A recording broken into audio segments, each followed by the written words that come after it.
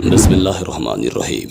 السلام علیکم پیارے دوستوں، آج کی یہ کہانی ہے ایک بوڑھے شخص کی جو 50 سال تک اللہ تعالیٰ کی عبادت کرتا رہا، صبر کرتا رہا، لیکن آخری عمر میں اس کے ساتھ کچھ ایسا واقعہ پیش آتا ہے جو کہ اسے پوری طرح ہلا کے رکھ دیتا ہے۔ یہ واقعہ بہت ہی زیادہ دلچسپ ہے، آپ کو ضرور پسند آئے گی، اس لیے آخر تک ضرور دیکھیے گا۔ سورج نکلا تو بوڑھا بزرگ گھر سے باہر آیا، مکے کی گلیوں میں گھومنے پھرنے لگا، شاید کہیں مزدوری مل جائے۔ تمام لوگ گرمی کی وجہ سے گھر کو لوٹ چکے تھے۔ مزدوری تلاش کرتے کرتے گرمی شدید تر ہوتی چلی گئی۔ اس کی ٹانگیں جواب دے رہی تھی اور آنکھیں پتھرا گئی۔ کل رات اور دن سے بھوکا تھا، آج رات بھی وہ بنا کھائے ہی سو گیا تھا، اور آج دن میں وہ روزے سے تھا۔ پیٹ میں بھوک کی آگ لگی ہوئی تھی۔ اس کی خواہش یہی تھی کہ بس ایمان کی حالت میں موت آ جائے تاکہ وہ اس قید حیات سے رہائی پا جائے۔ انہی سوچوں میں گمسم مٹی کریت رہا تھا، اچانک اس کا ہاتھ ایک نرم اور ملائم چیز سے جا لگتا ہے۔ اسے کچھ یوں محسوس ہوتا ہے جیسے کہ سانپ کی دم ہو۔ وہ اپنا ہاتھ کھینچ لیتا ہے، پھر دل میں خواہش پیدا ہوتی ہے کہ کاش یہ سانپ مجھے ڈس لے اور میں جلد از جلد اس دنیا سے چلا جاؤں۔ لیکن ساتھ ہی خیال آتا ہے کہ مومن کے لیے کہاں جائز ہے کہ موت کی تمنا کرے۔ خودکشی کرنا اسلام میں ناجائز ہے، اسلام میں سخت حرام ہے۔ چنانچہ اس نے اللہ سے معافی مانگی اور دوبارہ اس چیز کو غور سے دیکھنے لگا۔ اسے بڑا تعجب ہوا کہ یہ بے حس و حرکت پڑی ہے۔ اس نے اسے پاؤں سے ٹھوکر بھی مارا، لیکن وہ چیز جوں کی توں پڑی رہی۔ اس نے ہاتھ سے مٹی ہٹا کر اسے پکڑا تو ہمیانی نکلی جو سونے کے دینار سے بھری ہوئی تھی۔ اسے دیکھ کر بھوک اور پیاس ختم ہو گئی، اعصاب میں نئی قوت پیدا ہو گئی، بلکہ مانو جسے جوانی ہی لوٹ آئی ہو۔ سوچنے لگا، میں کتنا خوش نصیب ہوں، یہ مال اپنے گھر والوں کے ہاتھوں میں تھماؤں گا تو کس قدر خوش ہوں گے۔ وہ اس وقت حسین اور روشن مستقبل کی امید میں خوشی سے پاگل ہو رہا تھا۔ اچانک ایمانی حس بیدار ہوئی اور دل میں القاء ہوا، یہ مال تیرا تو نہیں، بلکہ یہ تو کسی اور کا ہے جو کہ گم ہو گیا ہے۔ سال بھر اعلان کرنے کے بعد اس صورت میں تیرے لیے حلال ہوگا جب اصل مالک نہ ملے۔ جب سال کی مدت اور اپنے رات کے کھانے کا تصور کیا تو پھر طاقت جواب دے گئی، کیا خبر سال بھر زندہ بھی رہوں گا یا نہیں، اور یہ بھوکی ننگی بیٹیاں کیا کھائیں گی، کیا پہنیں گی۔ خواہش پیدا ہوئی کہ تھیلی کو واپس اسی جگہ رکھائے اور آزمائش میں نہ پڑے، لیکن بذات خود دانا اور عقل مند انسان تھا۔ جانتا تھا کہ اگر گمشدہ مال کو دیکھ کر چھوڑ دے تو کوئی ذمہ داری نہیں ہوتی، لیکن اگر اسے پکڑ کر دوبارہ رکھ دیا جائے تو ذمہ داری رکھنے والے کی ہوگی۔ اسی قسم کے تفکرات دماغ میں ٹکرانے لگے۔ اسے محسوس ہوا کہ کنپٹی کی ہڈیاں چور ہو رہی ہیں۔ ایک طرف یہ خیال اٹھتا کہ دبا رکھو، کیا جاتا ہے، اللہ کا دیا ہوا رزق ہے، اس کے ذریعے بھوکی ننگی بیوی اور بیٹیوں کا پیٹ بھر جائے گا، ان کا تن ڈھانکوں گا۔ ارے کوئی بات نہیں ہے، طاقت ہوئی تو پھر سے دینار چکا دیں گے، اس کا کم بھی واپس کیا تو کیا فرق پڑے گا اس کو، اتنے سارے دینار ہیں اس میں۔ لیکن پھر دوسری طرف یہ خیال بھی پیدا ہوا کہ صبر کر، اے بھلے آدمی، امانت میں خیانت کا ارتکاب نہ کر۔ قبر کے کنارے بیٹھ کر مالک کی نافرمانی کا سوچتا ہے۔ چنانچہ پھر وہ اصل مالک کے ملنے تک ہمیانی گھر رکھنے چلا گیا۔ چوروں کی طرح گھر میں داخل ہوا تو اس کی بیوی نے دیکھ لیا اور پوچھا، ابو غیاث، ارے کیسے آ رہے ہو، کیا لائے ہو؟ جواب میں کہا، کچھ نہیں۔ بوڑھا انسان اپنی بیوی کو بتانا نہیں چاہتا تھا، جبکہ اس نے آج تک اپنی بیوی سے کوئی خبر چھپائی بھی نہ تھی۔ بیوی نے کہا کہ واللہ آپ کے پاس ضرور کوئی ایسی چیز ہے، لیکن کیا ہے، بتا دو نا۔ بوڑھا بزرگ ڈر گیا کہ کہیں میری بیوی کسی وہم میں مبتلا نہ ہو جائے۔ اسے سارا قصہ سنا دیا۔ وہ عورت دیندار تھی، لیکن ابو غیاث کی طرح صبر اور حوصلے والی نہ تھی۔ کہنے لگی، جاؤ اور کچھ خرید کر لاؤ، کیونکہ ہم لاچار ہیں اور لاچاروں پر تو مردار بھی حلال ہو جاتا ہے۔ ابو غیاث نے کہا، نہیں، ہرگز نہیں، اگر تو نے اسے ہاتھ بھی لگایا یا کسی کو خبر دی تو تجھے طلاق ہے۔ لبابہ خون کے گھونٹ پی کر خاموش ہو گئی اور یہ اصل مالک کی تلاش میں گھر سے نکل پڑا تاکہ اصل مالک سے مل کر حلال طریقے سے کوئی درہم حاصل کر سکے۔ وہ حرم کی طرف چل دیا۔ حرم میں ایک نوجوان محمد بن جعفر تبری زیر تعلیم تھا۔ تبری کہتے ہیں کہ میں نے ایک خراسانی کو یہ اعلان کرتے ہوئے سنا، اے حاجیوں کی جماعت، میری 1000 دینار سے بھری ہوئی تھیلی کہیں گم ہو گئی ہے، جو کوئی اسے واپس کرے اللہ اسے دگنا ثواب دے گا۔ ایک بوڑھا بزرگ اٹھا جو محمد بن جعفر کے موالی میں سے تھا، کہنے لگا، اے خراسان کے رہنے والے، ہمارے ملک پسماندہ ہیں، حالات ہمارے بہت زیادہ خراب ہیں، شاید آپ کی ہمیانی کسی خوف خدا رکھنے والے انسان کو مل گئی ہو، آپ اس کے لیے انعام کا اعلان کر دیجئے نا، جسے لے کر وہ باقی واپس کر دے۔ نوجوان خراسانی نے پوچھا، ہاں بھائی کتنا انعام؟ ابو غیاث نے کہا 100 دینار، یعنی 10واں حصہ۔ اس نے کہا، نہ بھائی نہ، ایسا نہیں ہو سکتا، میں اللہ پر معاملہ چھوڑتا ہوں۔ دونوں جدا ہو کر اپنی اپنی منزل کی طرف چلے گئے۔ طبری کہتے ہیں میرے دل میں آیا کہ وہ ہمیانی ضرور اسی بوڑھے کو ملی ہوگی۔ میں اس کے پیچھے پیچھے چلنے لگا۔ وہ بوڑھا ایک خستہ حال مکان میں داخل ہوا اور یوں گویا ہوا، لبابا کہاں ہے؟ لبابا نے کہا، حاضر ہوں ابو غیاث۔ بوڑھے نے کہا، میں نے ایک شخص کو اس کی ہمیانی کی تلاش میں پھرتے ہوئے دیکھا ہے، میں نے اسے یہ بھی کہا ہے کہ تو اس کے واپس کرنے والے کے لیے 100 دینار انعام کا اعلان کر دے، لیکن وہ نہیں مانتا۔ اب ہمیں کیا کرنا چاہیے؟ میرا تو ارادہ ہے کہ ہم اس کو واپس کر دیتے ہیں۔ لبابا نے کہا، ابو غیاث، ہمیں تیرے ساتھ 50 سال فقر و فاقہ میں گزارنے پڑے، تیری 4 بیٹیاں ہیں، 2 بہنیں ہیں، 1 ساس اور 8ویں میں ہوں۔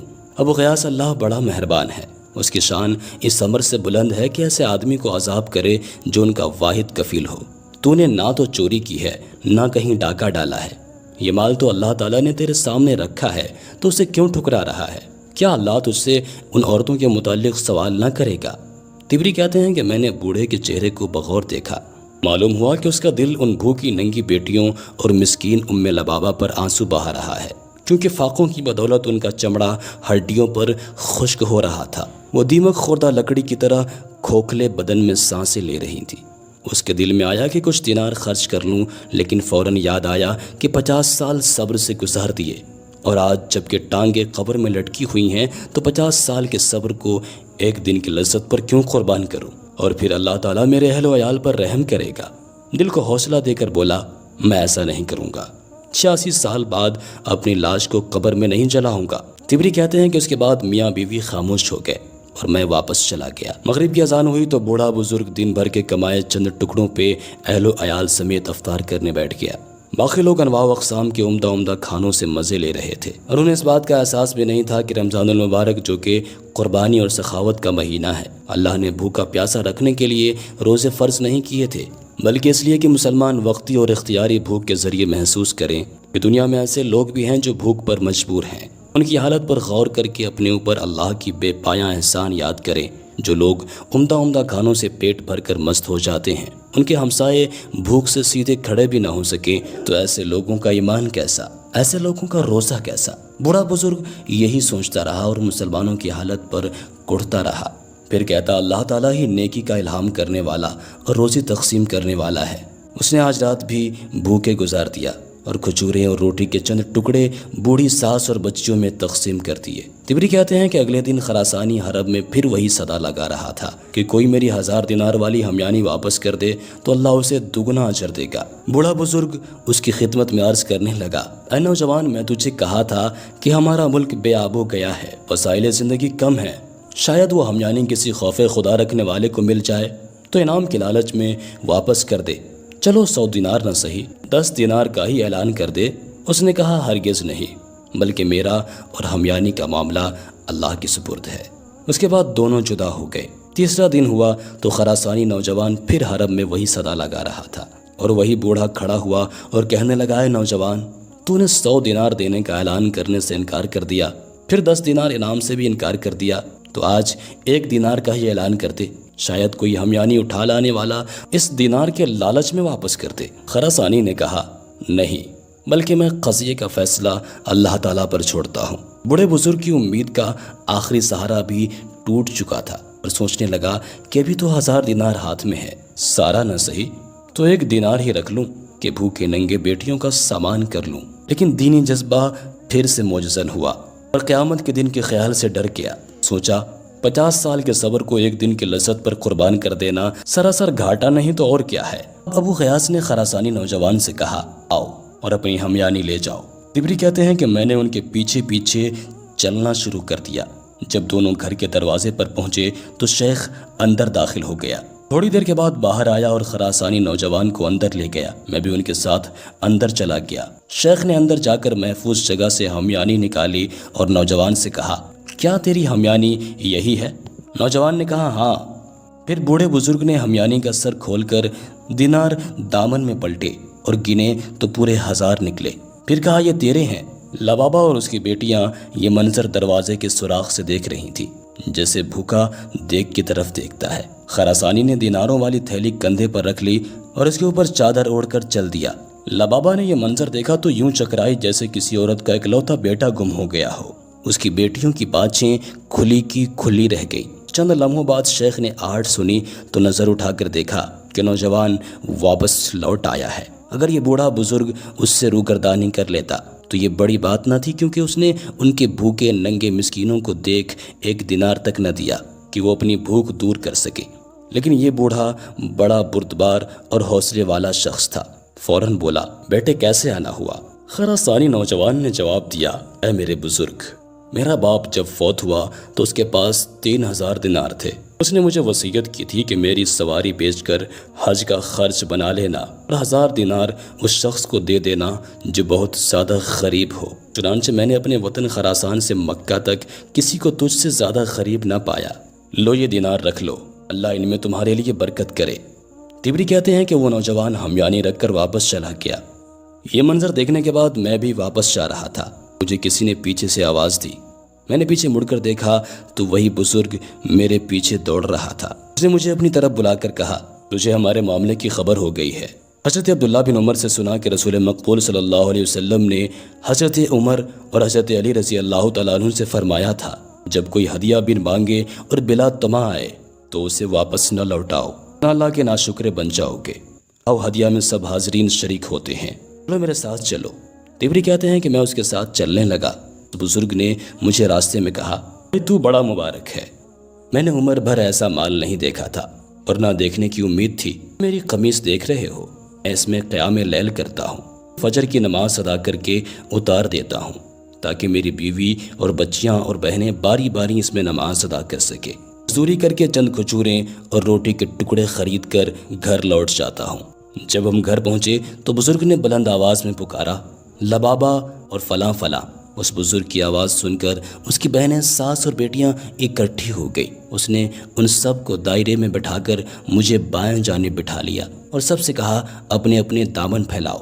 چنانچہ میں نے قمیص کا دامن پھیلا دیا، لیکن باقی سب نے ہاتھ پھیلائے کیونکہ ان کی قمیص پھٹی ہوئی تھی۔